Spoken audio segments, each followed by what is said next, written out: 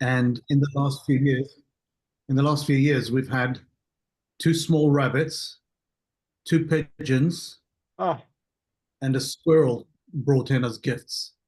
The well, the squirrel was dead, so we think it had already died or whatever. I don't think the squirrels are quite difficult to catch by even cats.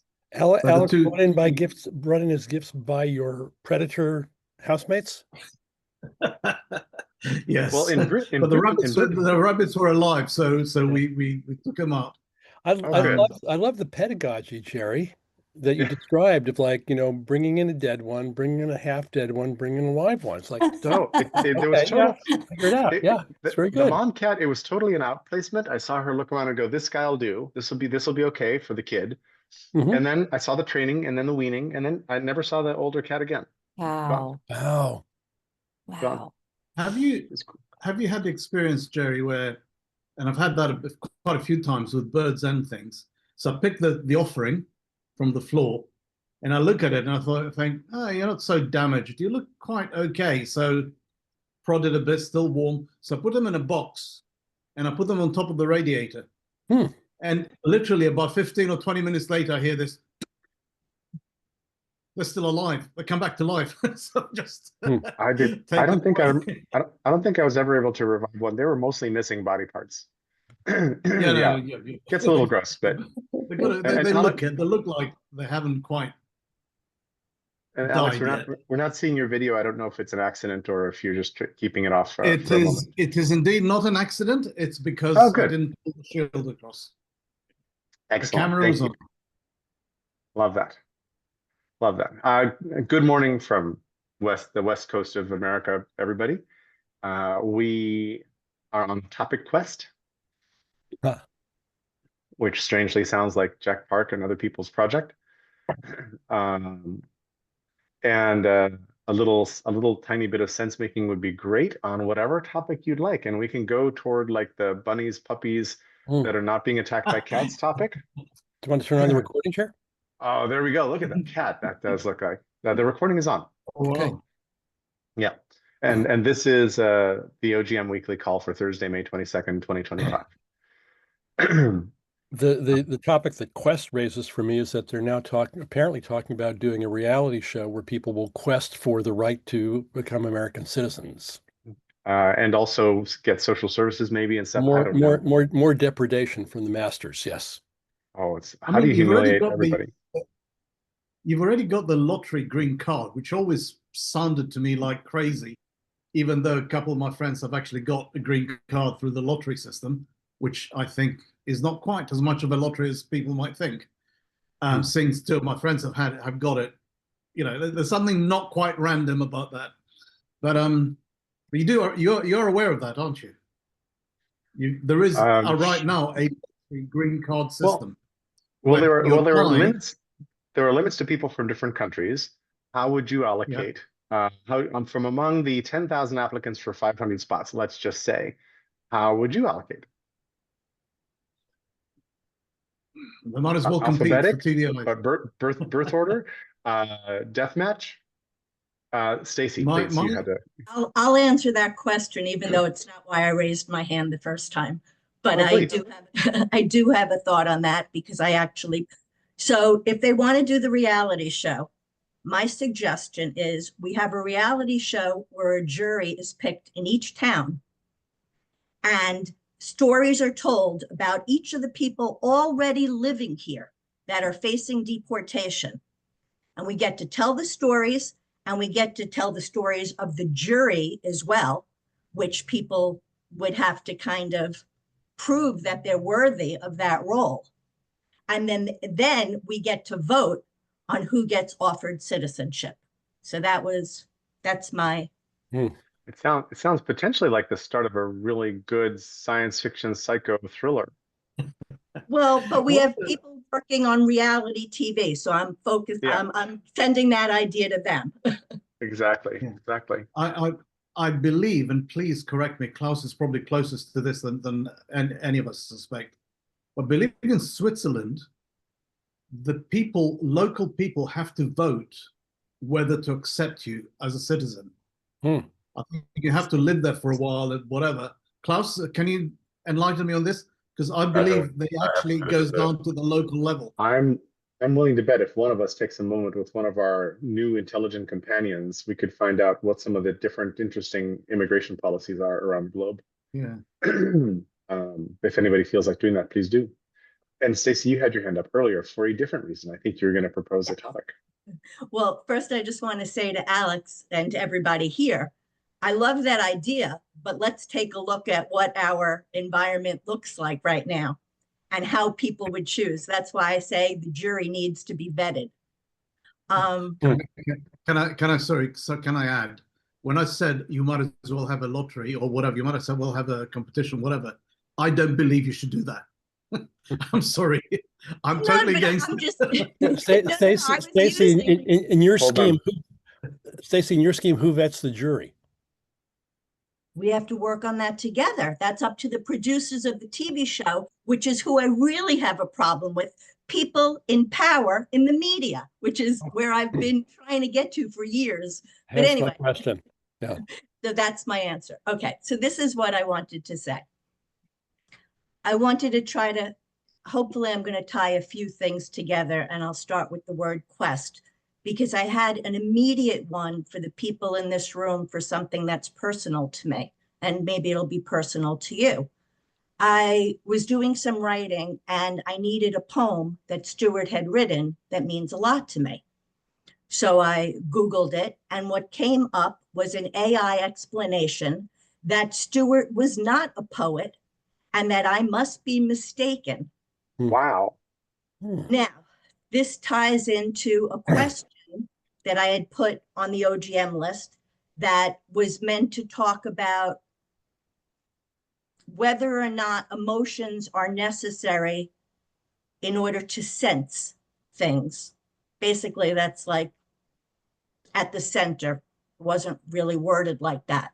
But I mentioned that because Stuart's poetry was the manifestation from his feminine energy. That was the essence of his creative feminine. So for me, the fact that that's left out of our online information network is really infuriating. And being who you guys are and who you know, maybe we could actually do something to change that. So I'm looking for the poem Focus. That's all I'll stop there for now, except I'll say actually one more thing about AI, which goes in a different direction. It has to do with mental health. That I was just watching this video that I will definitely share on the mailing list. But in this one story, I forgot what state it was, but a representative called the hotline, and her purpose was to see how things escalated. She never spoke to a human being, but police were called in immediately. And had she not been able to identify herself as a representative who was testing out the system, who knows what could have happened to that person who's now had a call to the police suggesting that they need an intervention. So that has to do with the AI. So my points have to do with creative energy, AI, Stuart, and let's get something done to fix that. And with that, I'm complete. Stacey, clarification, what precipitated the call with the woman? I missed the representative had heard rumors about, there's a lot going on about the new hotlines, like suicide hotlines and things like that. So she called to find out on her own how, if she escalated her need a little bit more and more, like what would happen. It turned out she never even got to speak to a human being. Instead, the police were dispatched. Wait, based on, she didn't speak to a human being. Who was she speaking to? It was a bot. It was like a report. She was in old school voicemail jail, amplified by modern bots, maybe? A suicide hotline bot? Correct. Okay. And actually, I think I happen to have the link here. Yeah, if you can find the story and if we can fact check the story. Well, actually, there's a number of stories in that YouTube, and I'll email you the guy. He's a friend of mine, so I will get you his newsletter as well. But if I may shift a little bit, there is a little panic settling in on caused by the current budget process and what is unfolding here in the NGOs. So, for example, SCORE. I'm working with the local SCORE team. If you don't know it, it's associated to the Small Business Bureau, and it's volunteers, typically retired executives and business people who are volunteering to help business startups. So, someone wants to start a business, needs tax advice, or whatever, to form their thing. They get an hour free consultation with someone who is an expert in this particular field. They just defunded the whole damn thing. They used to get $17 million from the federal government for their central organization. It's extremely well organized group. They have a central data system and an onboarding process that vets members and volunteers. And they just pulled the entire budget from that. The Small Business Bureau has been mostly defunded.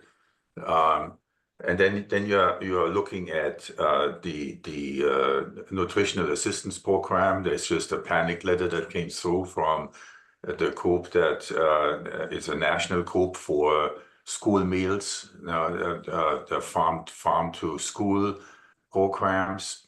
They got their grants pulled in this current draft. Now, this may not make it through the Senate. We don't know. But the overall cuts are just stunning, and particularly targeted against NGOs. So that's going to be something else to digest. This is going to massively impact. And this little town Bend here, you wouldn't believe how many NGOs there are. I mean, this is 120,000 people. I mean, my God, there are dozens of NGOs that are doing little things that you don't even realize, right? They're cleaning farm fields after the harvest and then bring the food to the food bank. And so that's all going to go away because this requires a certain organization to do, and you have young people mostly working in these NGOs who are then recruiting volunteers to go out. But there's an organizational component here where you need paid staff to keep this going. So the cruelty in all of this, and the how radical this is all being cut is, it's a tough one to watch. The cruelty is partly the point. They're trying to chill everybody and change how everybody thinks and what they even try to do. I have several friends who've been affected a lot by these cuts. One of who, like 80% of her book of business has just vanished because she was working with some of these organizations who've been cut and they're gone. And then we're in conversation with a guy who's ex-AID. He was part of the group that was flushed basically when AID was folded down. And he's busy starting a new consultancy that's going to do for profit a lot of post-conflict stabilization kind of stuff that AID used to do. And, he's got 60 odd people who are kind of refugees from the old system who are now going to go offer their services for purchase. And so Jerry, for profit paid for by whom? By who knows whom. So one of the questions that's in the air that I think is really interesting is, and I'm going to overgeneralize here, and I'm going to say something that I threw into that conversation, which is, at the end of World War II, there was kind of a global bargain struck. We, the US, are the new superpower. We're going to be the global policeman in exchange for everybody jumping on board capitalism. And we're going to protect the sea lanes and make sure that, we're going to be the watchdogs. And we're going to go to South America and overthrow anybody who leans a little too far left. Oops, that wasn't said out loud. But anyway, there's been this sort of long-term contract that Trump has just backed out on entirely. He's just said, nope, we're not that. We don't want that. Not interested. And every president before has basically done that. Has sort of held that up, Democrat, Republican, whoever. We've kind of been on that mission. So that was kind of an unnatural setup anyway, and who knows if it was the best thing in the world. There's plenty of controversy there. But should corporations be stepping up to fund entities that make the world a safer, more stable place? Is this actually a good role for corporations? I'm amazed that U.S. corporations aren't screaming to be cut free from healthcare duties. I think if I were a corporate executive, I would hate the costs of healthcare, the involvement, all that kind of, and that's also a function of World War II in the U.S. because we basically added health insurance benefits. We salted salary packages with healthcare because wages were frozen during World War II. We still are living with that, which I find to be a completely stupid arrangement. I think it's dumb. Anyway, all these things are all spun up together because it's just history that we're living with that has just been shattered and dropped to the floor.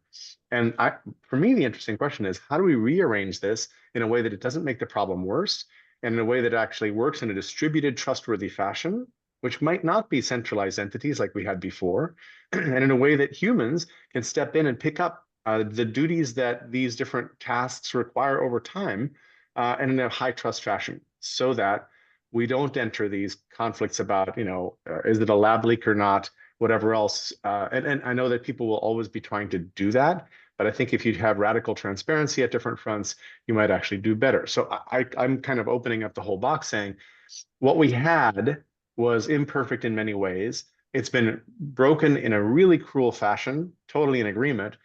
Can we reconstitute what needs to happen by looking up at the system and redesigning it so that the things that caused all these problems to happen are less prevalent? That's kind of a lot of things all at once. Stacy, over to you. Yeah, thank you for that. And I particularly liked when you talked about the corporations and healthcare, how we kind of flipped that a little bit for leverage. I just wanted to add to what Klaus was saying about the cruelty, because it happens to be in the video I shared, that the administration is actually trying to carve out the piece of funding for these 988 hotlines that are targeted towards the LGBTQ community. So specifically to not allow it to address their needs. And I can't imagine anything crueler. Well, I can. He gives us so much to work with. Thank you for saying that, Stacy. There's like no end to the cruelty, and it's not hard to imagine even crueler things happening. So thank you. Gil. Yeah, Jerry, you dropped a lot. It's a lot to respond to, but let me just offer a couple of things. That's my job. Yeah, I know you do it so well.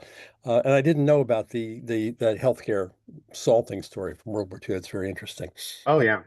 Yeah, I mean, it's notable that healthcare is such a complicated matter that only 35 of the 36 top countries in the world have figured it out. So there's that.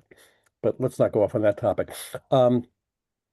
To the global deal you talked about, I mean, you summarized really well. Peter Zion has done really excellent riffs on that. What the compact has been, for all its flaws, it has kept the world out of global war for like what, 80 years. So that's like world wars, but we've had like endless proxy no. wars. I said it's kept the world out of global wars. Yeah, it's kept the world out of world wars. It's kept Europe out of war. Yeah, and Europe had been at war for like, I don't know how many 100 years before that. The history of Europe is just one long war field thing. And then they start naming them like the 100 Years' War. Like you shouldn't be able to name something the 100 Years' War, but they did. So look, I'm not to defend American hegemony or cover over the problems that it generated. It had its benefits, and what we have now, to the withdrawal of the deal, Timothy Snyder, professor from Yale, who is leaving the United States and moving to Canada, as are a lot of American academics apparently, had a interview on the Prof G podcast. I put a clip into the OGM list this morning, where he summarizes very quickly the abandonment of American power, the dismantling of American power by this administration, by withdrawing from that agreement, by withdrawing from the basic notion that American power is partly the result of its military, but partly a result of agreements and alliances. And so all the agreements and alliances are being scuttled. And Snyder would argue that that's an enormous diminution of American power. And you have to ask the question, of course, why would an American president want to diminish American power? And to my mind, there's only two ways that I keep on thinking about those questions. Number one, of course, is follow the money, the old Ben Bradley line from the Watergate days. Who is profiting from these transitions? But the other is who benefits. who benefits by the dismantling of American power in the world? And that, I think, is the lasting question behind it. And to your point, to your thing about cruelty is the point. That's very clear when you look at what they're doing. The House passed the so-called Big Beautiful Bill last night, 215 to 214. 3 Republicans not supporting it, but not voting against it. And ostensibly that's to reduce the budget deficits, but in fact it increases the budget deficits. It increases transfer payments to the wealthy. It does things. Stacey, I'd add to your list, does a whole bunch of things that we would class as cruel. And so, cruelty is the point. Comes up again and again with these folks. And if you saw Trump's meeting with Ramaphosa yesterday, it's kind of a remarkable piece of Oval Office statesmanship. It's become increasingly clear that racism is part of the point also. And I can only deduce that Trump's hatred for blacks goes back a really long way. Back to before when he was born, because his father was in the game as well. And so the way that shows up in this case, I don't know if people saw the video, but he's claiming that white farmers in South Africa are being genocided. There's no evidence to support it. He shows a video that he says shows 1,000 graves. It doesn't. And just like, they're in the Oval with the president of South Africa there with screens, with people gathered all around, just, flat out lying over and over and over again. And then while he's cutting immigrant entry to the United States for most people, white South African farmers, he's bringing in. Remarkable. Last thing, Jerry, you said several times, we should do, what if we did, wouldn't it be good if we, and of course, Ken's not here, so I'm going to channel Ken. Who's we, white man? We the people. Yeah. Well, and I mean the big we, the all-inclusive we. Yeah, the fungal we. Fungal we. That sounds really bad. It sounds like something you don't want to catch. So it becomes, so it's a question both of excuse me, of political and governmental and organizational design. It becomes very much a question of political power, which is how does we, assuming we know what we want to do, how do we get that done over the we that doesn't? Or with the we that doesn't? Back to the theme I raise again and again is we're in this really challenging matter of both gaining power over those who have power over us, like displacing political power, and building alliances across differences. But those are I think those are synonymous, meaning No. one way to take power away from the overpowering is to build alliances with other peoples, maybe not other governments. They're not synonymous, but they're complementary. Yeah, sorry. And the electoral politics game tends to has evolved to the point where the focus is focus on your base and get your own base out. Build your base, overwhelm the other side by having more votes, suppress the other side's vote, perhaps, if you're into that kind of game.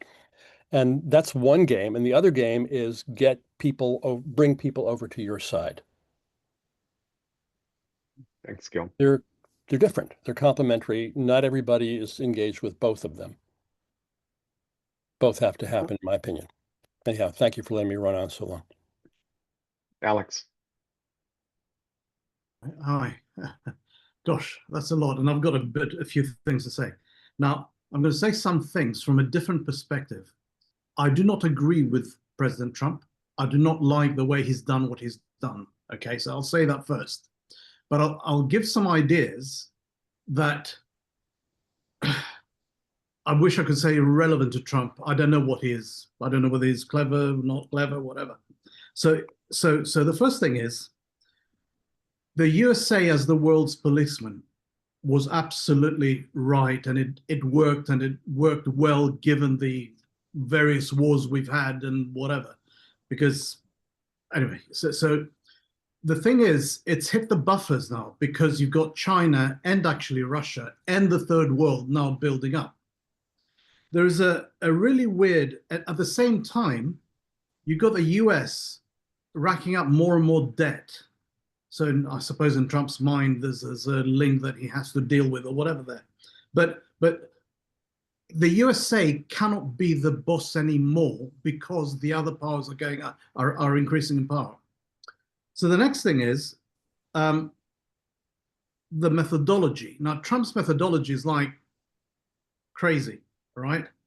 I wouldn't do it that way, but then is there a way of doing it in any way, shape, or form that would actually work? Because a lot of things are so big and humongous that it's like a balloon. You press one side, something else pops out. So there might be a case to consider that unless you do it that way, it's never going to happen, and it's going to carry on growing as a debt bubble and as a aid bubble and everything else. Another aspect that I have heard people talk about, and I actually believe it because I've lived in many countries, and that is, I don't think people in the West who grow up with okay, let's call it democratic system. I would argue that it's not as democratic as we think, but a democratic system. We think everybody else should be the same. Everybody else should have the same political system. It does not work like that, guys. I have lived in countries that are dictatorships where people are happy, but not in a democratic way. The students rise up every now and then, and a whole load of them get killed. It's not a fair system. But most people think, oh, it's okay. That guy gets his 20%, and we get to live our lives. We're okay. I'm not saying it's right morally, but our need that everybody else must be the same is clashing with it. It took us 400 years of wars to get to this point. And we go to Africa and we tell an African state, you must get to our level in the space of one generation. The mental thought of people has not evolved. And I'm not talking about Africa only. It's the same in South America, it's the same in Asia, etc. It's kind of, the West has this need that everybody must espouse this idealistic democratic system. Now, the other thing is, someone mentioned it, I think it's Jerry, might have been, is that we are thinking of nation states. I think Jerry mentioned that who's benefiting from the way Trump does. If you take, I've lived in many countries. I have a totally different background to you lot, right? I can even say I've worked for the mafia before I knew it was a mafia that I was working for. But anyway, if you think that nation states is what defines rich, powerful, or whatever, you're not. The mafias are battling it out at the moment. In my mind, there's Trump, Putin, some other countries' mafia. Then there's another mafia, which is Biden, Europe. That's what the level of play is. And I wish I could explain to you how it doesn't work like we think, nation states looking after the people and the well-being.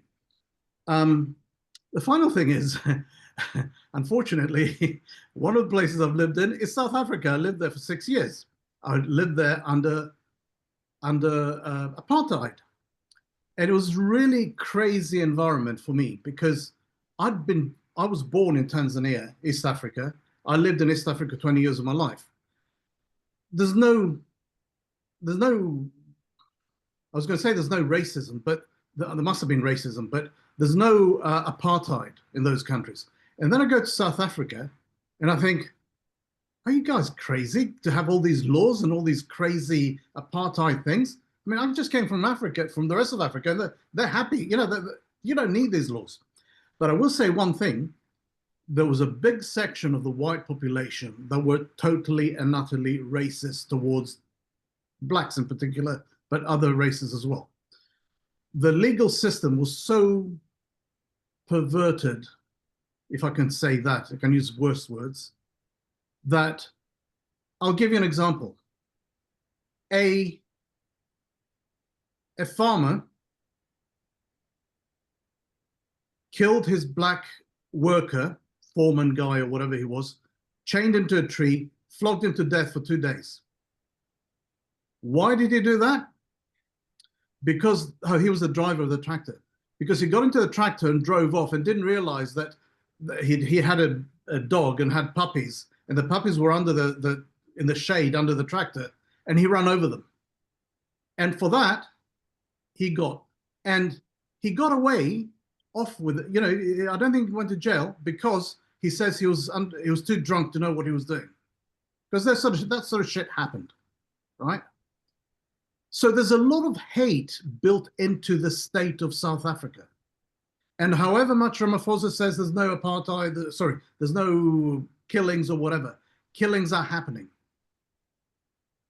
because it's the system has gone the other way now, right? But is it right that they happen, or is it institutionalized? I don't think so, but they are happening. Now, whether the only thing I can say to Trump is if he's taking all the white, let's say, farmers, they were a very, I'm going to characterize people. They knew what they believed in, and they believed it very heartily. They were not the kind of people that you would negotiate. I used to have a rule about South Africa because I've lived in so many countries. I noticed that in every other country I was in, you could have word arguments. You know, you could have arguments, politics or whatever, and people would just literally shout at each other, swear at each other. South Africa, people used to resort to fights. They had no time for words. It's just like, you disagree with someone, there's a fist fight, okay? And I noticed that as a society. Now, we're talking about white society. And I'm guessing the main people that are going to leave, I mean, everybody's going to leave South Africa. All whites, if they can, will leave South Africa. And to me, they should really. But a large proportion of them will not be open-minded, even thinking, moralistic kind of characters. Over time, it'll go away. But you know, you're importing a certain sector of a society that was not very healthy for a while. And I'm making generalizations there. And if you know, if someone gets the recording, they'll hammer me to death for it. But those were my observations. It just isn't. There's so many things at play over here. That was it. Alex, thank you for pointing out how messy the real world is. And the people we think are the good guys are often doing a lot of bad things, and vice versa, and all over the place, all the time. Although both sidesism is itself a problem, because these things are not often equivalent. But moral equivalence is a very hard formula for humans to parse. Yeah. In fact, especially when something's happening to you, it seems worse than everybody else. Let's slow down our pace just a little bit because we've already put a lot into the room, which just means if anybody wants to take a pause before speaking, but next in queue is Klaus. Yeah, I mean, there is as Alex describes, there are the things that you observe, that are forming your worldview and sort of guide your experience. I mean, an expression of your personal experiences.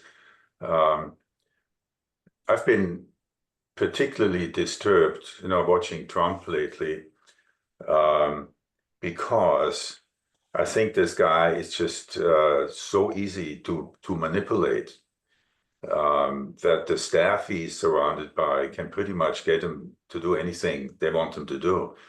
So there was this one example where he sits in front of a reporter showing a picture of this guy they sent to this prison camp in was it San Salvador, and you had something embedded on his knuckles. Do you remember that? Mm-hmm. That was the Mano Salvatrucha tattoos that weren't tattoos. Yeah, I mean, that thing was so idiotic. You think it's just, are you sane, kind of thing. So then you go to, I mean, for a president, right, to not question what they put into his hand and then argue for it in front of the world, basically. Then this meeting with the president from South Africa, again, that what he showed as proof is clearly stuff that was, I mean, as Alex is saying, was absurd, but he feels like, he can show that to the world and prove his point. So then Elon Musk is in the room, right? So when you look at the folks that he's being surrounded with, who are giving him money, airplanes, cryptocurrency, and what have you. I mean, Trump is just a blubbering mess. I don't think he has any real political stance other than what he's surrounded by and manipulated by. And that's extremely dangerous, you know, because um, I mean, when you look at the people who truly have gained power in the White House right now, that's a scary bunch of individuals. You know, when you look at their backgrounds and so on, I can see that Gil absolutely needs to jump in here.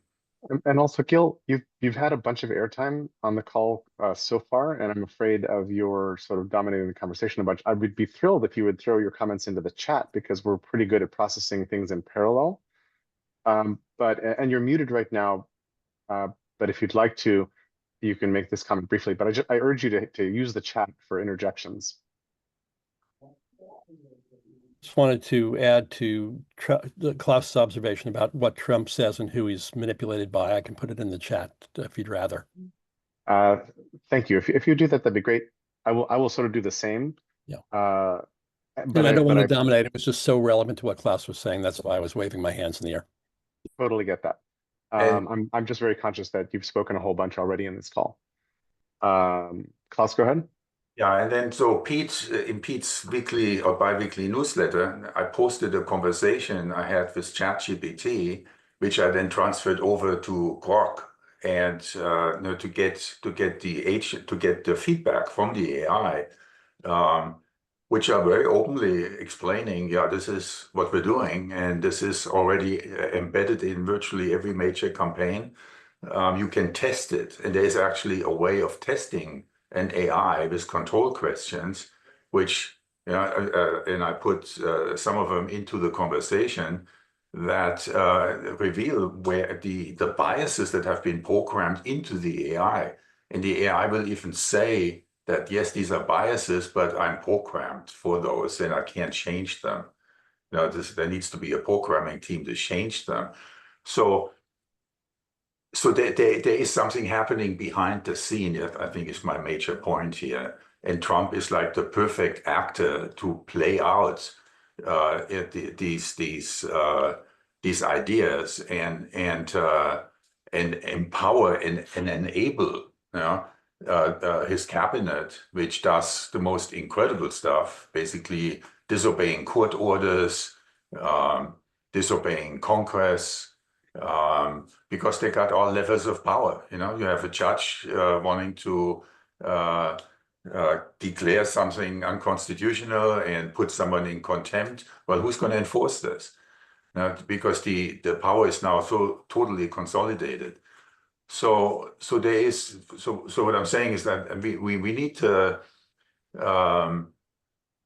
we really need to look behind the curtain here and get an understanding of what's the direction here. You know, besides crashing everything, is this just a Steve Bannon rip it down and crash it to the floor and rebuild it idea? You know, if that's the case, I mean, that could be an argument that that's what they're doing right now. But in any case, it is incredibly dangerous, right? Because I wanted to do a meeting here in Bend. You know, I wanted to show the film Common Ground, and I had invited soup kitchens and Meals on Wheels and school program, and everybody jumped. People are afraid to stick their neck out. Now, I mean, my panel were all the executive directors from these nonprofit groups. That, you know, I can't do that because they see their grant money at risk, and it's already gone anyway. So they are instilling fear, you know, in these groups, and people just don't know how to respond and react. And there is no organizing force out there, you know, to help them to rally around and fight back and fight for themselves. Plus, I just want to offer that maybe this is not ignorance, but rather strategy. I don't know that Trump is stupid enough to see that like numbers have been, you know, just photoshopped over or somebody's knuckles and aren't really the tattoo. But I think Trump has seen, and I think it'd be really easy to make a case that for the last couple decades, Trump has seen that he can lie like a rug. And if he lies often enough, it becomes a form of reality, and people start to question things. And certainly his followers will all be like, well, yeah, that's the dogma.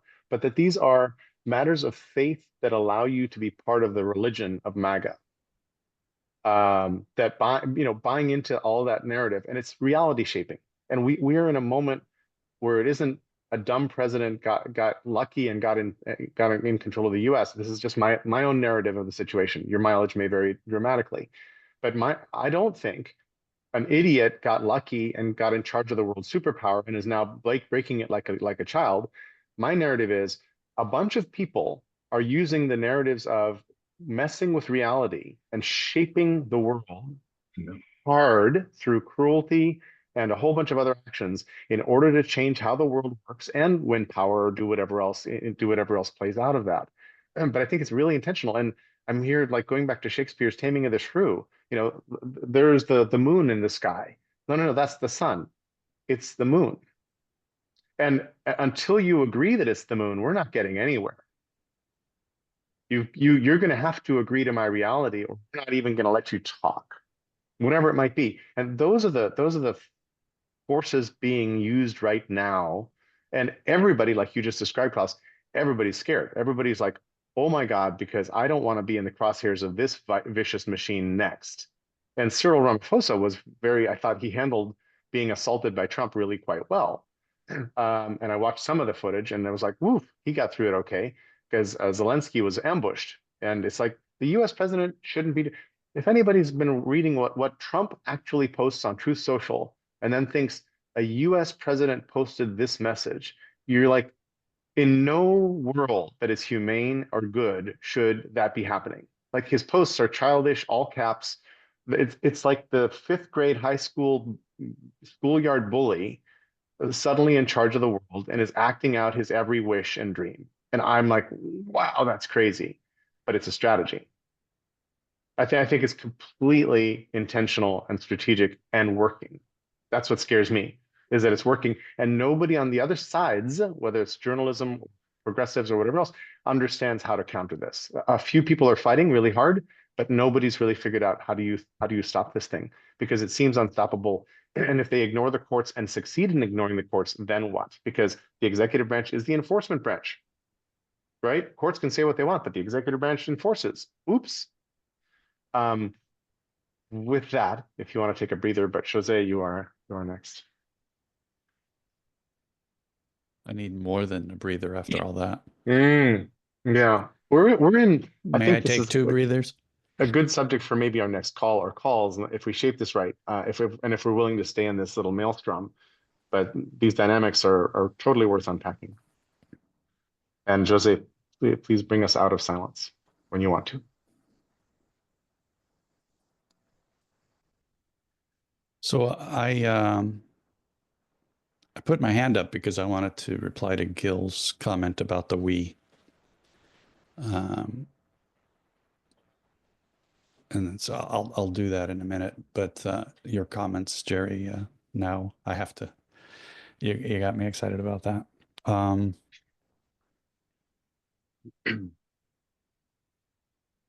I think we're used to this idea of being presidential because we've made this story up that the president is someone beyond what a human being normally is. And so we've got this idea that he's well coached and well protected and well advised and doesn't say anything that he thinks.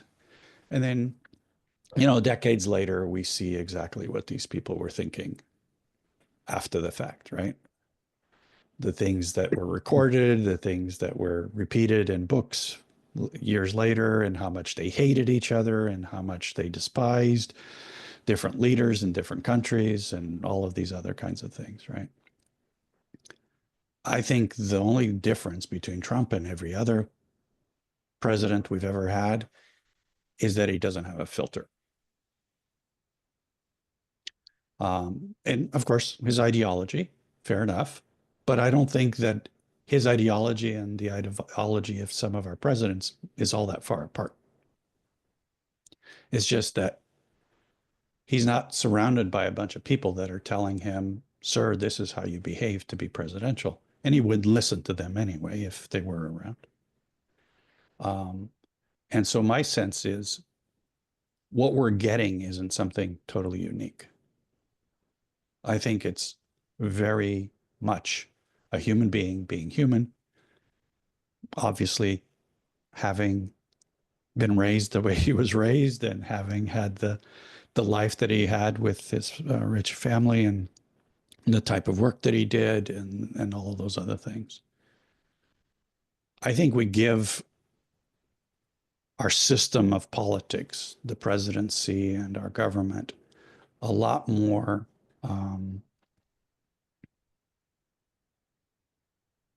value than it's really there. It is just smoke and mirrors, right? For the most part. And what he's showing is that the smoke and mirrors, when they're brought down, it looks like a shit show, and it is a shit show. You've just said it, Jerry. The very sector of government that is responsible for enforcing its behavior is itself. And the group that is supposed to be enforcing it has no ability to say no to the president. The president can make anything okay. Doesn't matter what the law says. If the president says it, it's okay. Until the courts get involved. But that's okay, because then guess what? He's the one that gets to enforce it. So we're back to the same thing. I think we've given our system of government a shine that doesn't really exist. And so I think we need to start thinking back to why I raised my hand initially when Jerry, you made some comments about we should, we can, we could, we might. And Gil said, well, who is we? I've come to the realization that I don't like that question. I don't like the we question. Because as much as we all think that we're life, humanity, we then start slicing and dicing the second we start talking about anything. It's like, well, not me, no you, not the other people, who is we, and all of that kind of stuff. And I think it gets dicey when we start thinking and talking that way. So my sense is we do need to think about the we as a collective of humanity.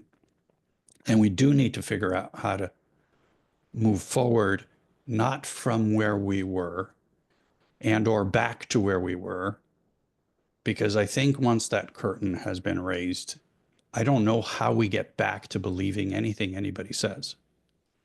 Once we see that all of this stuff only worked because people were doing what they were supposed to be doing by some set of expectations of behavior, not by the system itself, but by the expectations of behavior, then I think we kind of fail ourselves moving forward, because we don't have a system that supports itself by itself.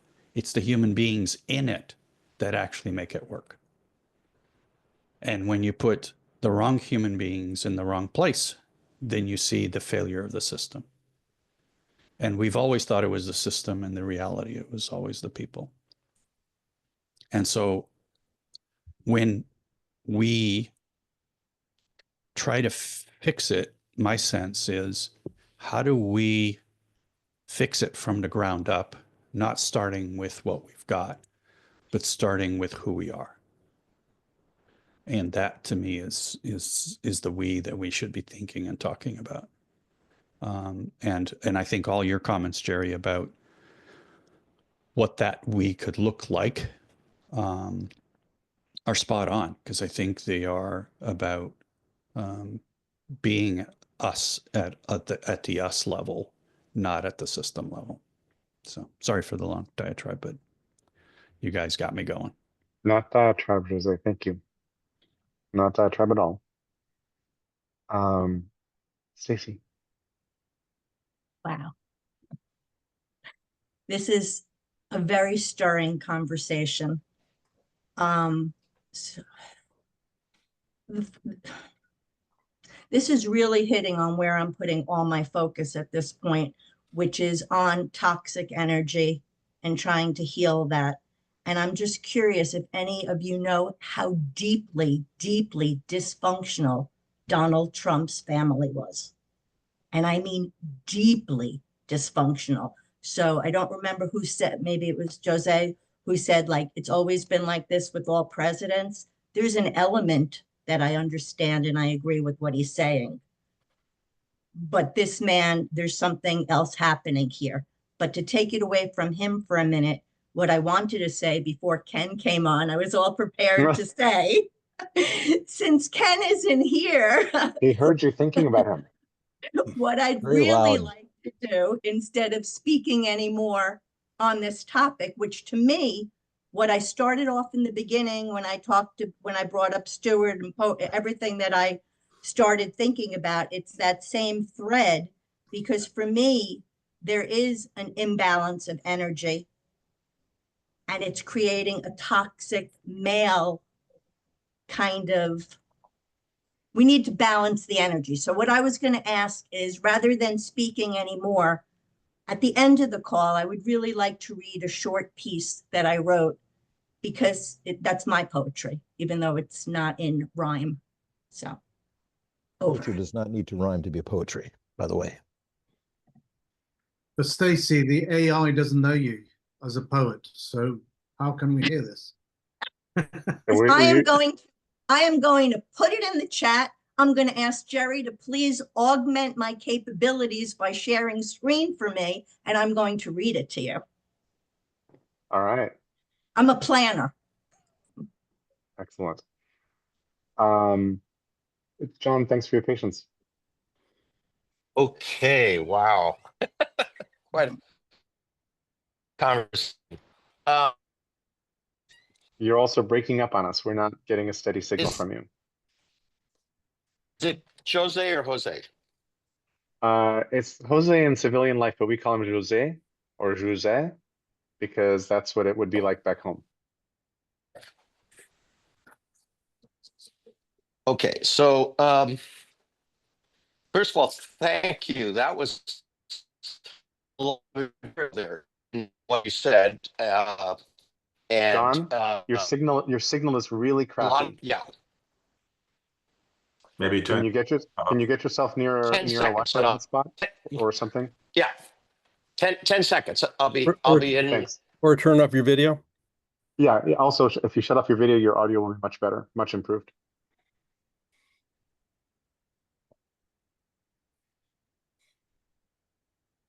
Hey, that might be better. Is it better? Yes. It sounds a bit better. Go for it. Thanks. Okay, great.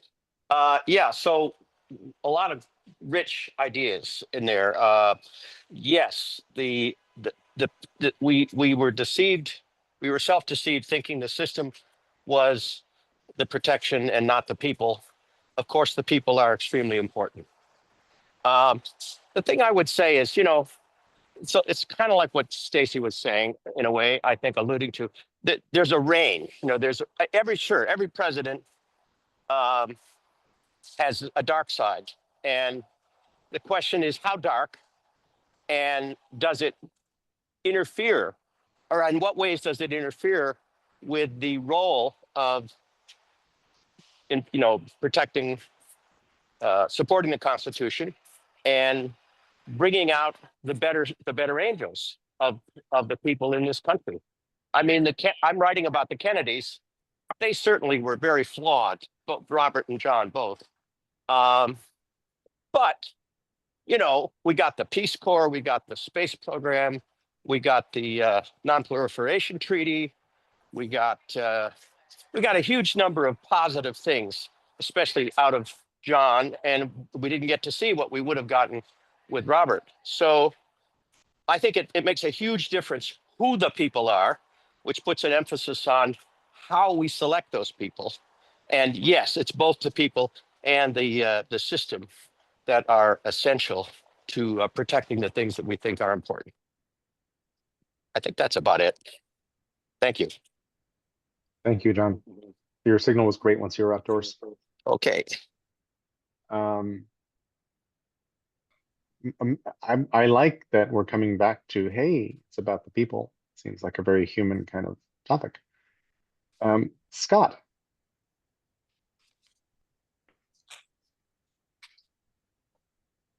Hello, fellow humans.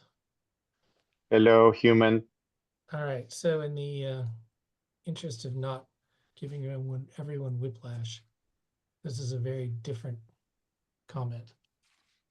So I recently started using, oh, actually, you know what? This connects to Jerry. April posted something on LinkedIn about some Google career tool. I used it. It sucked, but it said, do you want to continue this in Gemini? I was like, okay, because it was a generic, here's who you are, sort of a boilerplate description based on things that I had done. So I continued it in Gemini, and over the last 4 days, I've had the most revolutionary, inspiring, amazing career counselor conversation I've ever had in my life with the Gemini application. Wow. And what it's brought me to is this realization of what I want to do. Because I said the cool thing about it, and this is the benefit of publishing your stuff online, is that I said, look, here's all the stuff I published online. And it had all my website and it had all the stuff in it. So it had all the context. So I didn't have to, and the career version didn't have the context. It was just, oh, these are the jobs you've had. These are the skills you have. And then it tries to do something generic. So what was fascinating is once it ported over into Gemini, it said, you are a experienced career coach. Here's all the information from the other stuff. And then I said, okay, well, let me add to that. Here's my age. Here's all my website. I'm struggling right now, looking at what I want to do. And then we had this conversation. So here's my question. It got me to some very honest places where I did a lot of is not. What do I want to do? What do I not want to do? And I said some things, wrote some things that I had been unwilling to say before. Maybe out of fear that, I don't know, that I wouldn't get them. And that's my question to the group. Now that I have, again, I can't describe how exciting this was to read it, to read what it was saying back to me, reflecting back on 30 years, 20 years, whatever, of all the stuff I had done, and said, yeah, I see the threads. Here's the threads. Here's what you should be doing. And I just got so inspired by it. But then I instantly thought, I can't do that. There's no way I can do that. This isn't real. This is just this fanciful idea that if I told anyone about this, they'd be like, you want to do what? Like, I've never heard of that before. And I mean, you all know me enough. Most of the stuff that I say is my own, as we all do. We have our own weird take on things, right? But this one was my weird take on it. And I am freaked out because there it is. It's like, oh, wow. Actually, I would like to have more of that, which was part of my process, was I looked at it and I said, no, if there's any feeling of I don't want more of that, and then I said, well, actually, I don't really like that perspective. And so it just kept winnowing down. So I'm wondering, what do you do in that situation? I'm 59. Most of my friends are thinking about retirement or planning it or getting there. Meanwhile, I'm thinking I've never actually done something that wasn't for someone else. and I don't mean that in a positive way. I mean, I was doing a job, you know, and that's what I do now. I do work. Is it terrible? No, it's not terrible, but it's also not 100% me. And I found this description that's 100% me, and it scares the hell out of me because I look at it and I say, there's no way that this could possibly work. And now I've defined it, and now I know I can't do it. Now And, you know you can't do it. now I can't, right, exactly. Because it's like that's why I'm risking saying this, because I won't even tell you what it is. So do you remember, I don't know, for any of you who are old enough to have watched Happy Days, when everybody used to sit around and watch Happy Days, there was an episode where Spike, Fonzie's cousin, says, well, I'm not going to tell you what I want to do. You'd laugh at me. And then he finally confesses he wants to be a florist. And Fonzie's like, oh, all right. You're going to be the coolest florist that there ever was, you know, and they all walk away and you know, but the whole thing is it kind of feels like that. It's sort of like, oh, could I actually say, this is what I want to do? And it's the terms and words and a description that no one has any idea what it is. There's no job description. It's just a couple of names. And it's like, oh, yeah, that's it. But I don't even want to say it because it's so scary to me that this is something that is so deeply me.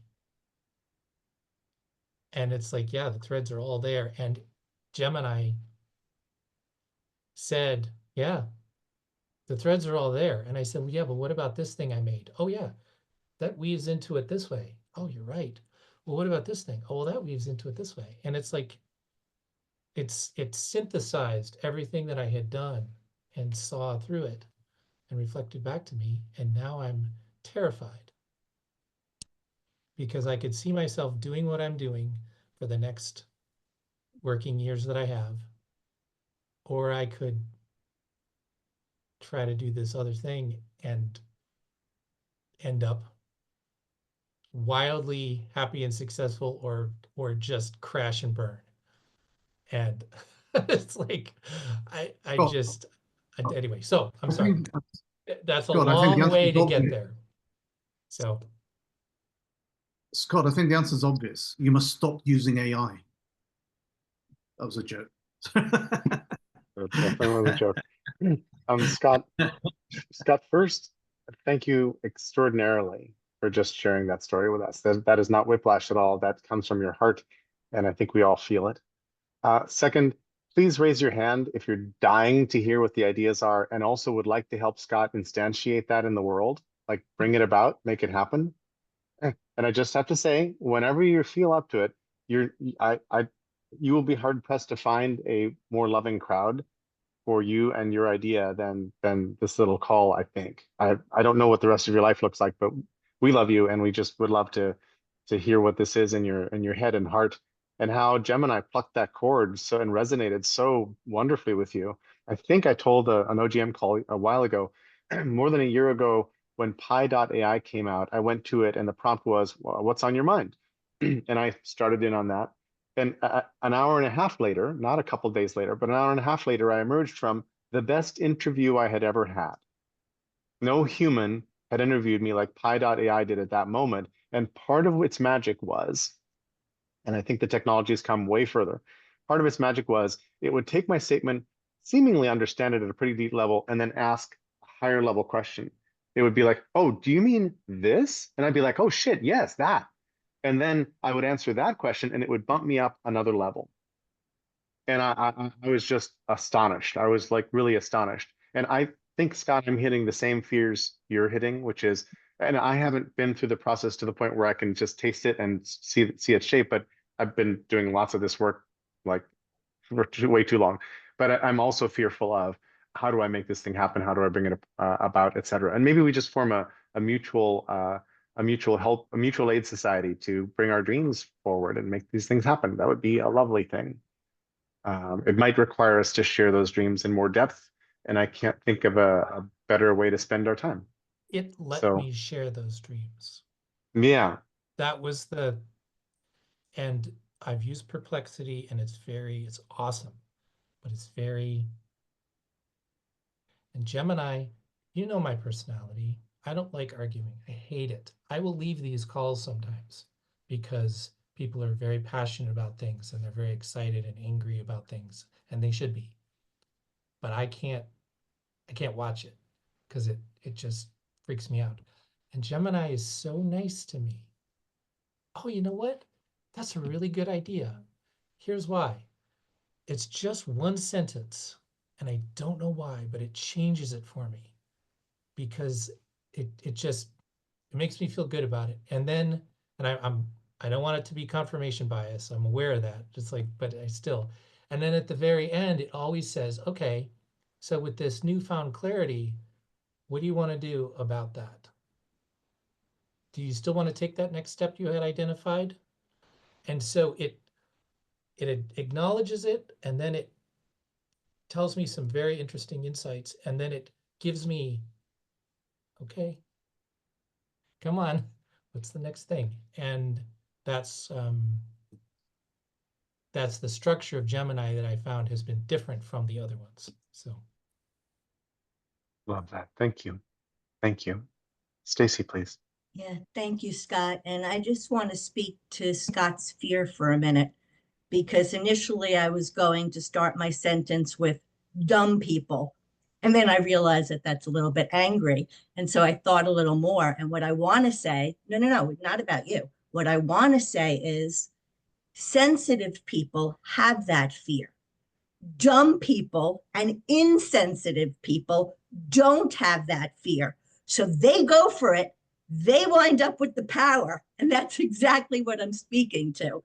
So I think that a lot of us, and I will include myself in that, more sensitive people, some of us may know exactly what we want to do. Some of us don't. But it's that fear of actually stating it and making that a goal that I think gives people that lack sensitivity the advantage in this society that we're living in. So thank you for that.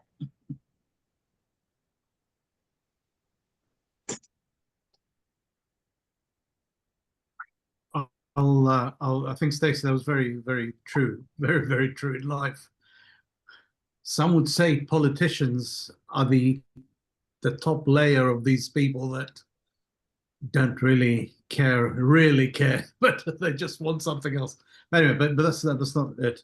Sorry, Scott. If it's politician, it suggests that you become. I really apologize, but it's not. I think what Jerry said is a good idea. It is like, if you can at some point share around what this, but I identify with your fear because I have jumped into areas that I love, but I haven't got the, what's the word? I personally, I'm not talking about anybody else. I haven't got the killer instinct. I like doing research. Could do research for the rest of the time. But then at some point, you've got to take a decision, do this, do that in order to, I don't know, network and get more jobs and more consultancies. I'm quite happy not to do that. And I was a consultant for many years, and I didn't have to do any networking. I didn't have to do anything because people used to call me up and say, do you want to do this? Yeah, I'll do that. And then eventually when I stopped doing that, I chose a different model. I just cannot make myself network enough to get the next piece of work. I am getting work, but nothing like I could do. So I understand your sort of reluctance to jump into it. On the other side, I would say cross it. Speak to someone or whatever, people, us, whatever. The other side's never that bad, especially for sensible people. thank you, Alex. I fear that I will sell my soul to save, for a manner of speaking, if I don't do it. And yet the body has needs. I have to make an income. I cannot afford to, Just, I'm not in a position where I can just stop working and say, you know, I'm going to take a 1-year sabbatical and figure this out and give it a try, you know, that kind of thing. And so that's what I'm trying to navigate, which it's the practical side of it. And just because I will tell you the current description of what these are so that you have a little bit of perspective on what I'm saying. If I were to show up in a room, and not a room of all you wonderful people, but a room of other people. So the long end of this, it came to clarity and joy facilitator, which sounded like, what? And then I just, I looked at it and I thought, yeah, I did that as a hockey coach. I did that as a productivity coach. It was joy, clarity with what's next, and joy with using the tool and learning the skill and developing competence and approaching it with a playful mindset and all of that. And then, my universals framework of frameworks, 8 levels, from playing games, telling stories, creating drafts, thinking thoughts, etc. I've written 35,000 words on it on my own. Universals framework guide. And here's the description, just one sentence on each one of them that it provided me, Gemini provided me. So clarity and joy facilitator. You facilitate a process of discovery and application by providing the frameworks, the tools, and a playful mindset, which enables your clients to be empowered to assess their own situations, make their own decisions, and implement their own changes. That's a clarity and joy facilitator. Because I'm not a teacher. I tried, I couldn't grade, hated it, could not grade people. I am a coach, but I am not a do this because I told you kind of coach. I lead and they follow. All right, so on the Universal Frameworks guide, you guide people to understand fundamental concepts about how they think and operate by illuminating patterns, providing insights that resonate, and the aha moments are theirs, and the application is up to them. And I read that and I thought, that's how I coached. That's how I taught. That's how I did my workshops. This was the problem I had when I was at every other job, is that I was doing these things in other parts of the company. And I got fired because I wasn't doing what I was supposed to be doing. And it's that ping pong balls underwater. I couldn't keep them down. Oh, they just kept popping up, and I had to do these things. So that's, I read that and I thought, yes. And then I thought, that is a puzzle piece that doesn't fit anywhere. It doesn't fit into the go out on LinkedIn and Indeed and find a job that way. It doesn't fit when you walk into a room and say, what do you do? And you say, oh, I'm a clarity and joy facilitator. And everyone looks at you like, oh, okay, great. He's one of them. And that's kind of, but I can't deny that it's like, yes. So Scott, I asked in the chat where the nexus of these ideas of yours is online, if there is one, and I found a link that I had put in my brain about the better universals. But I don't know if that's currently the heart. But I would love to be able to share out those structures as well. And then I was saying earlier, Alex, to your comments about the killer instinct, there's one of many thousands of sales techniques or sales counseling things that says, hey, selling isn't about like having the killer instinct. You're busy convincing people to make their lives better by buying this good or service that is going to actually, they're going to be totally grateful to you afterward because you're selling something they actually can use and need. And if it isn't, you shouldn't, et cetera, et cetera. And all of a sudden it's sales facilitation, I think, is the naming of that framing. But that's interesting. And I'm thinking also that maybe what we need is a generous steward framework where what a good steward does is share, is build the commons with everybody else and share it out. And as a result, people show up and say, oh yeah, we should hire you to do this with us for us. Something like that. But I'm not sure that the killer instinct is needed to achieve the kinds of stuff you want to achieve. Because it certainly turns you off, and it's, you know, the killer Yeah, instinct turns thank you. me off I'd too. love to. I'd love to discuss that further.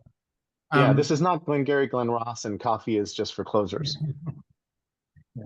Sorry, I have something to say, very Scott. quickly, Jerry. The whole point perhaps, was that I finally admitted that. I finally admitted that after 30 years that I'm not going to do what Alex is talking about and what you're talking about. I don't do it. Cool. And being able to say, yeah, but I don't do this was hard. But once I did, then it turned into, okay, well, then this is the type of coach you are. Do you know the show Bluey? Have you ever heard of the show Bluey? Scott, you It's don't do what? You huge don't in do, Australia, the killer instinct thing. yeah, yeah. I don't go out as a salesperson telling people what to do. The thing that attracts me the most is when someone says voluntarily, I need help with this. And then I'm like, I'll throw aside my work. I don't care. I'm in. I'll stay up all night. But when they raise their hand and say, I'd like help with this, I didn't have to try to convince them or say, you know what, you really need to do this. It's no. Alex, you were mid-sentence as well. Sorry, I'd like to say something, but Jesse hasn't spoken, so probably better to go that way first. Jesse? Thank you. As the beginning of this conversation started, I was envisioning the drama triangle and the empowerment triangle, kind of with the Democrat, Republican president, and how I'm writing an article on the impact of gossip in the workplace. And it's interesting where we find ourselves talking and where we find ourselves empowered. And, you know, finding what's the root cause analysis of what's wrong here, and then, you know, the 5 whys and all of that. But it's very interesting how we put it in a framework of the empowerment triangle, and then how our conversations end up shifting. They get slower, they get more sincere and compassionate. And I think that's when conversations shift, and something like Scott brings up, and because it's the environment that we create here. And I just want to thank you for creating that space so that Scott can speak up. Scott, you said something about the fear of, you got to make money. And Pete and I are talking a lot about on the back end of economic resilience, and how money has incentives of power and greed, and how we're incentivized by that, and how we can make different versions of that. So we're in a Slack channel talking about economic resilience and other formats and alternatives, and inviting people into a new way of being. And it does start with you, and it does start with me, and we can't change the world. But Scott, when you get mirrored back with a permission base to be who you are and bring your brilliance to this world in the way that you know how to, that's what makes me just absolutely want to say more of that, please. You're going to find people that lift you up on their shoulders and say yes. And the invitation gets just extended more and more, and then it gets bigger than you ever thought it would have been, unless you just spoke it out. So thank you. My stand for my daily work as an entrepreneur is to help people refine and define what thriving means to them while they make a difference. So thriving is about money. It's about health and wealth. Can't take those out of each other. So Scott, I'm extending an invitation back to work with you. I need your help. You're amazing. We had great conversation offline, and I'd love to help you. So reciprocation is where it's at, and purpose is born out of community. Thank you. Thanks, Jesse. And I'll also point out that Jesse's day job is like in the heart of the things that we're talking about here.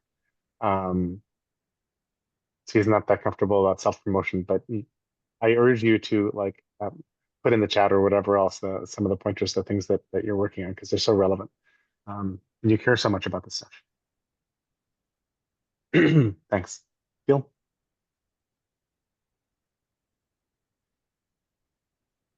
So what Jesse said. Scott, I'm deeply moved. I have always loved hearing from you on these calls and deeply respect you and who you are, and even more deeply what you've just gone through and what you've shared with us. So thank you so much for doing that. I love clarity and joy facilitator. Feels true. Maybe it's clarity and joy coach, because coach is a more familiar, recognized, fungible word these days than facilitator. And you are already a coach. You talked about your coaching framework. You're not a teacher, you're a coach. A coach doesn't do the thing. The coach helps the person find their way to do the thing. The coach didn't swim the laps for Katie Ledecky when she won all those gold medals, or the 5 coaches that she had. So yeah, very much true there. Boy. So I accept Jerry's offer for all of us to talk about this with you if that's something you'd like. I echo Jesse's offer to support you one-on-one. I work as a coach now. That's my day job. And it's helping people be clear on what they really care about and what they're committed to and how to get there, and get there with fullness and life, and not the killer instinct. And the killer sensitive thing bugs me. It's a meme that we live in, but I know a lot of people who are extremely successful who are not killers, are extremely successful out of a commitment to service. I know many personally, I know others indirectly. And I can envision you being, in a meeting, in a group, in a Zoom, at a cocktail party, at a bar, at a ball game, at a supermarket, and someone says, "What do you do?" And you say, "Well, I'm a clarity and joy coach," and just stop there and see what they say next. Because I wager that in a bunch of cases, people will say, "Wow, what's that? Tell me more about that." And you just tell them about that. So you're not selling, you're just being you. You're just sharing you and what you do. And I would expect that more than half the time, those conversations are going to be transformative for the person you're talking with.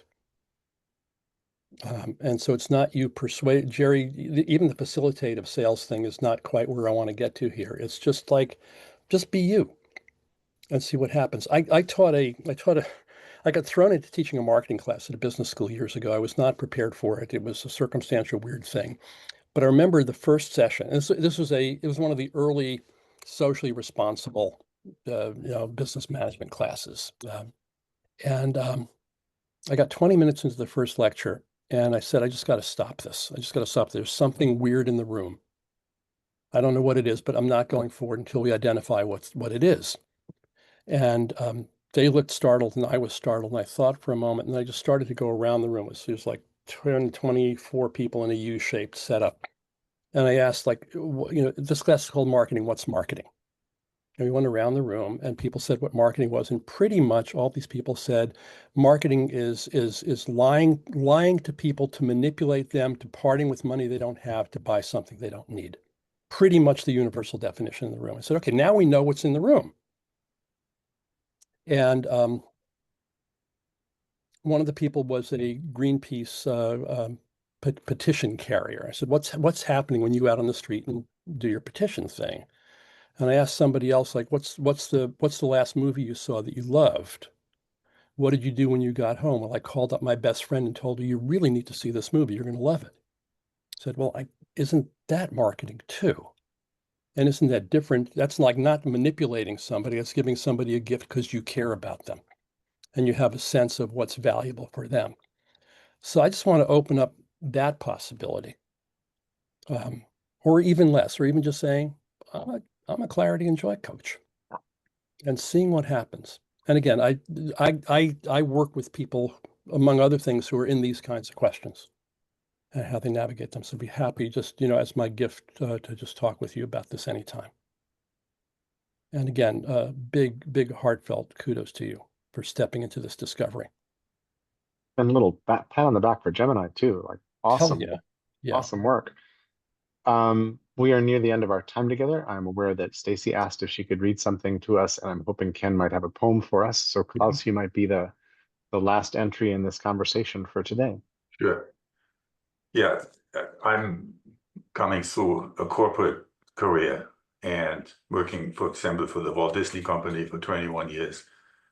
And it was an incredibly competitive environment. I mean, really rough environment.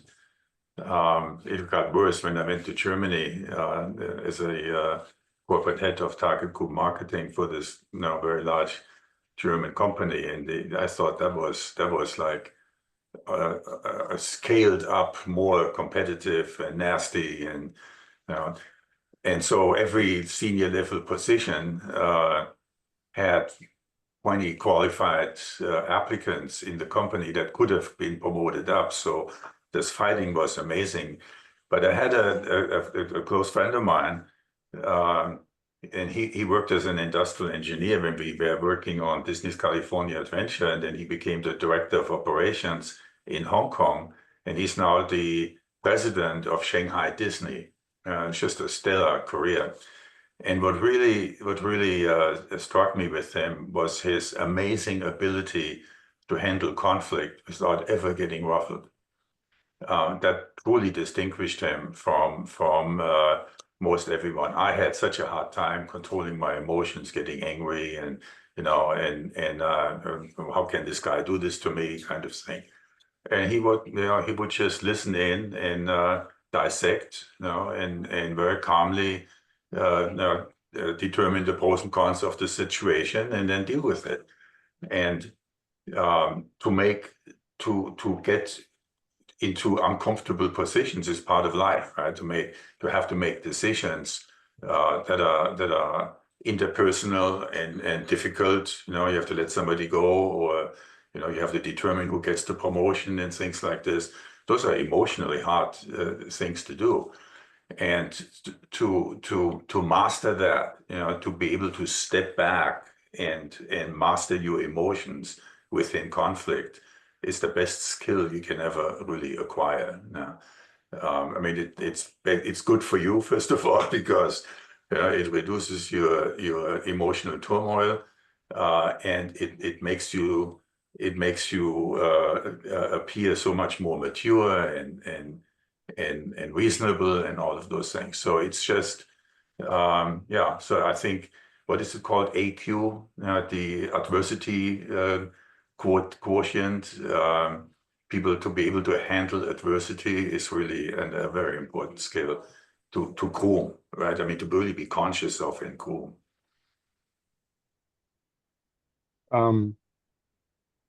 Thank you, Klaus.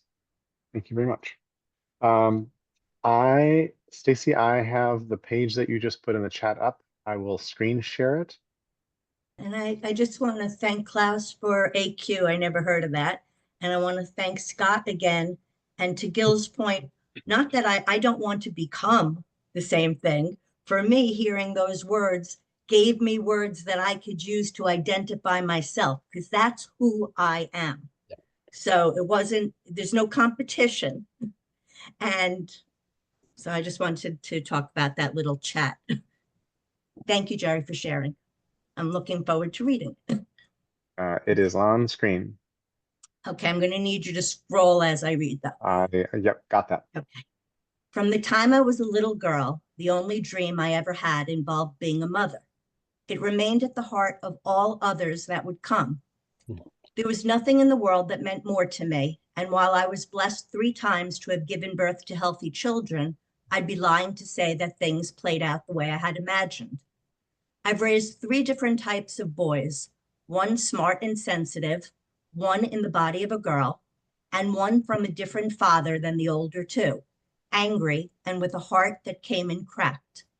It's this one that reminds me of the country we live in today, plagued by a toxic energy, dominated by a broken male archetype. Both find themselves dependent upon and powerless to change. In fact, change is often not even a consideration until one hits bottom and the discomfort is too much to bear. Until then, there is an illusory comfort in their perceived stability and security, and yes, I suppose even power. It's more clear to me now why misery loves company.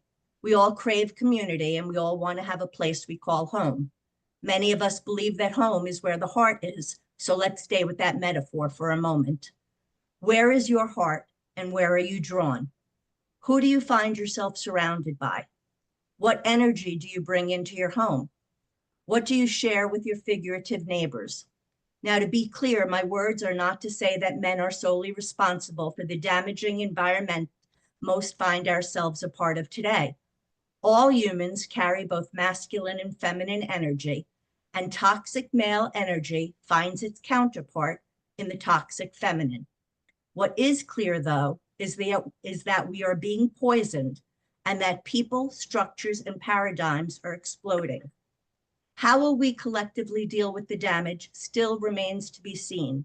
We are at the moment in time where we are being called upon to make our choices. I don't know what all the answers are, but I do know one thing for certain. Only love is powerful enough to help us heal. Of that, I am sure. There is no other cure. To be continued. Thank you very, very much, Stacy. Thank you for Really, letting me share it. thank you for letting us see into your life like that. Yeah. It's delightful. Mr. Homer, I suspect you have a poem, and feel free to take your time stepping in. Thank you, Stacy.